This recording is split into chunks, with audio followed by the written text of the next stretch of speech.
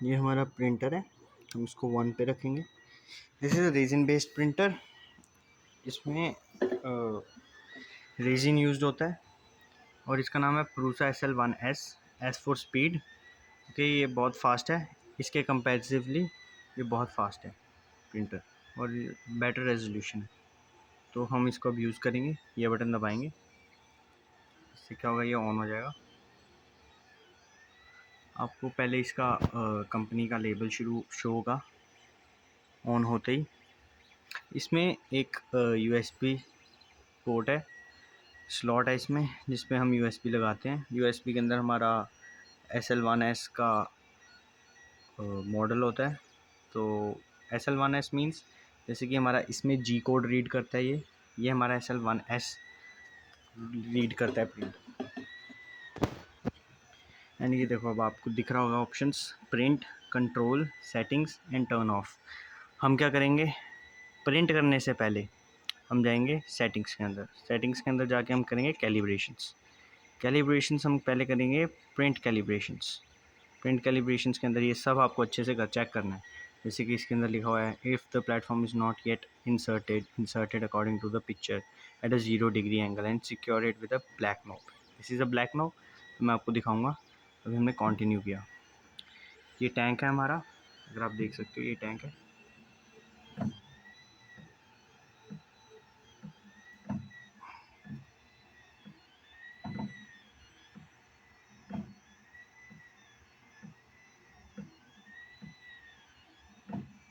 अब ये प्लेटफॉर्म को होम कर रहा है, फिर ये टैंक को कैलिब्रेट करेगा, फिर टैंक की लेवलिंग करेगा, फिर प्लेटफॉर्म कैलिब्रेट करेगा, फिर टिल टाइमिंग और ऐसे ऐसे ये कैलिब्रेशन करेगा।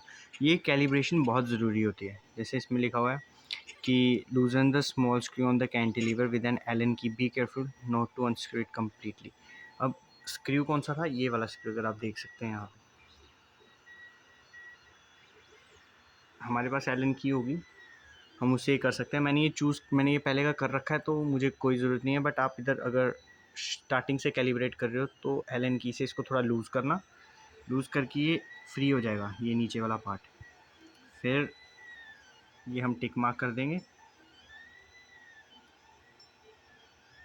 इन the next step move the tilt bed. अब हम क्या करेंगे, टिल्ट बेड मूव करेंगे। टिल्ट बेड कौन सा है, ये टिल्ट बेड है। Okay, continue. ये कंटिन्यू, सब डिफ़ॉल्ट है। Make sure that the platform tank bed are perfectly clean. देखना किसी ने पहले यूज़ किया हो तो आपको, या अगर उसने, वैसे तो बेसिकली अगर कोई यूज़ कर रहा है तो उसका क्लीन करना रिस्पॉन्सिबिलिटी है। अगर वो नहीं कर रहा तो आपको पहले क्लीन ही करना पड़ेगा। प्लेटफॉर्म कैलिब्रेट हो रहा है, हम देख सकते हैं।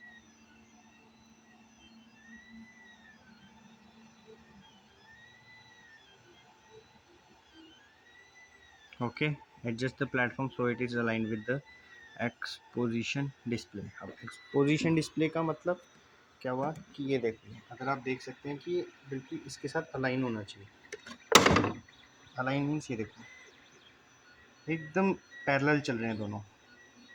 अगर दोनों पैरेलल नहीं है तो आपको स्क्रू, जैसे मैंने आपको बताया था, स्क्रू को आपको टिल्ट करना है, ठीक करना है, वो सब करना पड़ेगा आपको। नहीं तो स्क्रू टाइट करके फिर लूज़ करके फिर आपको वो सब करना पड़ेगा, क्योंकि ये चीज़ आपके प्रिंट को अफेक्ट करेगी ही करेगी।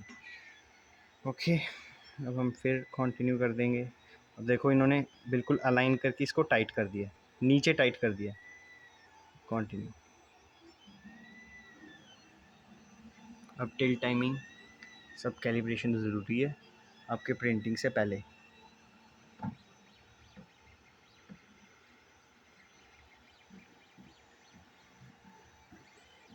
देखो, बेड बेड भी टिल्ट हो रहा है।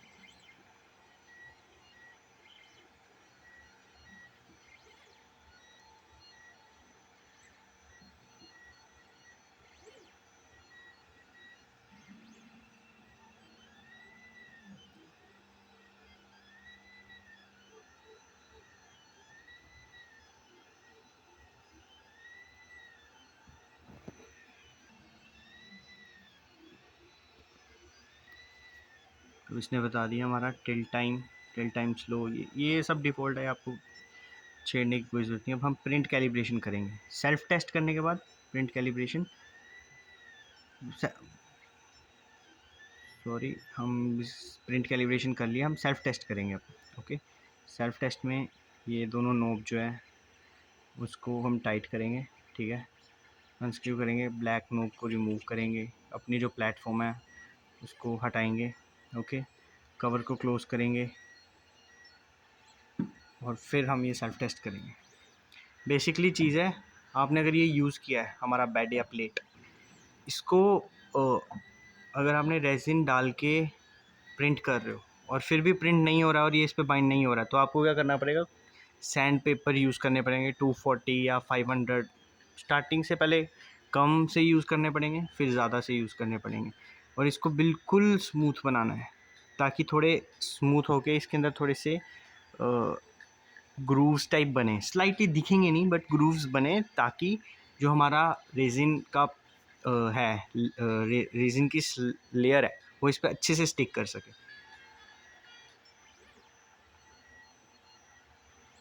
अब यूवी देखेगा, UV LED fans, platform range,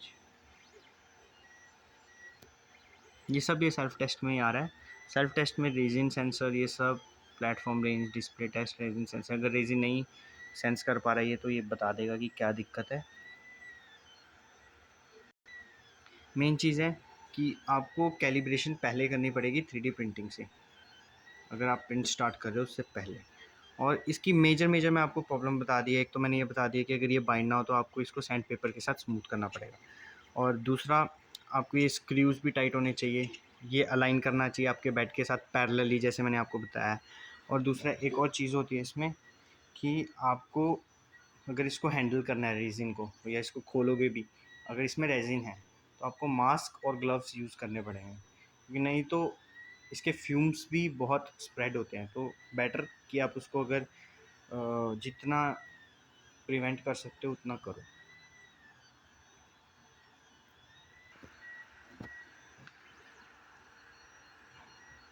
you can see the company लोगो, आप उस पर देख सकते हैं, यहाँ पे पुरुषा लिखा होगा।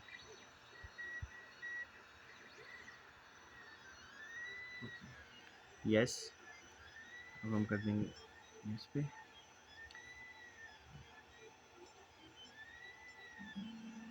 रेजिन सेंसर, मैंने रेजिन इसमें डाला नहीं है, बट इसके रेजिन सेंसर एक्टिवेट होने चाहिए।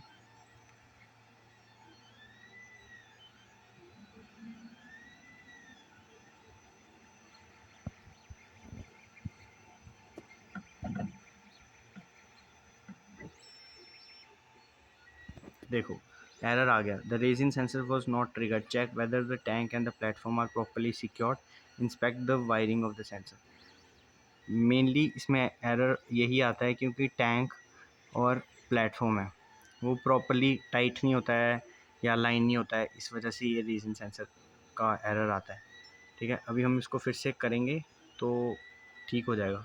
देन फिर ये रेडी टू प्रिंट होगा, फिर बैक करके हम प्रिंट पे जाएंगे। प्रिंट पे ऑप्शंस होंगे, आपकी एग्जांपल्स आएंगे स्टार्टिंग की कि आपको कैसे कैसे क्या करना है, ये सब।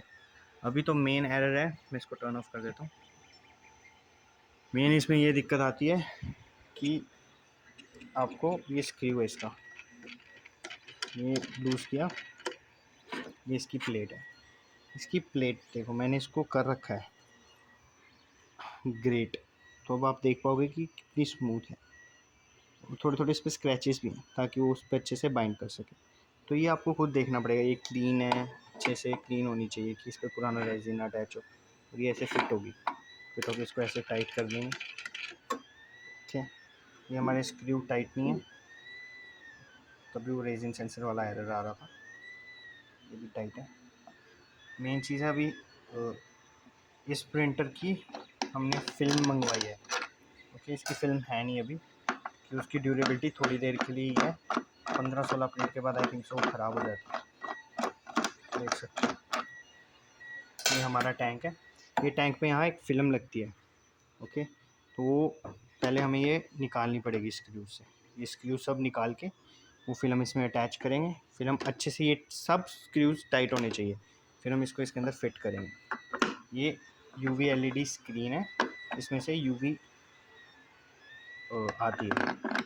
एंड देन हम इसके ऊपर, जैसे ये हमारी जो बास्केट टाइप है ट्रे, इसमें मैंने आपको बोला कि हम FEP फिल्म लगाएंगे और वो फिल्म के नीचे हमारा ये डिजिटल स्क्रीन है जिससे यूवी निकलती है, वो हमारी लेयर्स बनाएगा। जैसे बॉटम लेयर, मेन जो रेजिन प्रिंटर का है कि अगर ये प्लेट है, ये प्लेट जो है इसके नीचे तक जाएगी एंड यहाँ से फ्रॉम टॉप, यहाँ से शुरू होगा हमारे printing from this to this type. Okay, यहाँ से हम क्या कर रहे हैं, बॉटम से टॉप पे बन रहा है, यहाँ से हमारा टॉप टू बॉटम बनता है, उल्टा बनता है यहाँ पे हमारी 3D मॉडल या प्रिंटिंग जो भी हम करेंगे। ठीक है, ये नीचे जाएगा रेजिन के अंदर, और जैसे कि ये बकेट है, ये मेरी ये प्लेट है, ये इसके अंदर गई। ठीक है, फिर यूवी रे निकलेगी, वो उतना जो उसका एरिया है, अगर उसको स्क्वायर बनाना है तो स्क्वायर एरिया से यूवी लाइट निकालेगी, बाकी सारा एरिया जो वो ब्लैक ब्लैक ब्लॉक कर देगी। तो सिर्फ लाइट जो है वो सिर्फ स्क्वायर से आ रही है, बाकी जो है वो एरिया वो सब ब्लॉक हो जाएगा। तो ऐसे ही अपना क्योर करता है रेजिन को, और वो इस पर स्टिक कर जाएगा। फिर एक लेयर बनी, फिर दूसरी लेयर बनी, फिर तीसरी, चौथी, पंचवी, ऐसे ऐसे करके लेयर्स बनेगी और हमारा मॉडल तैयार हो जाएगा। ऐसी इसकी बेसिक्स है। तो बस आपको इतना ही जानना होता है रेजिन प्रिंटर को चलाने के लिए।